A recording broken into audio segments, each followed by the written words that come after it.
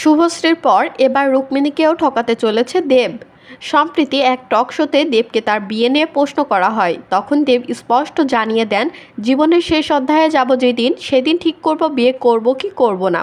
এরপর তাকে আবার প্রশ্ন করা হয়, বিয়ে করলে কি রুক্মিণীকেই করবেন নাকি অন্য কাউকে। এ প্রশ্নের উত্তরে দেব বলেন, যখন বিয়ে করব তখনই ভেবে দেখব।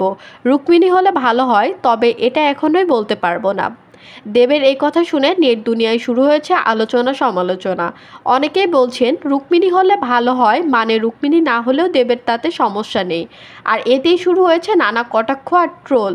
আপনাদের কি মনে হয়, দেব সত্যিই রুক্মিণীর ব্যাপারে সিরিয়াস নয়? কমেন্টে জানাতে ভুলবেন না। আর এরকম আরও আপডেট পেতে এখনই আমাদের চ্যানেলটা সাবস্ক্রাইব করে পাশে থাকবেন।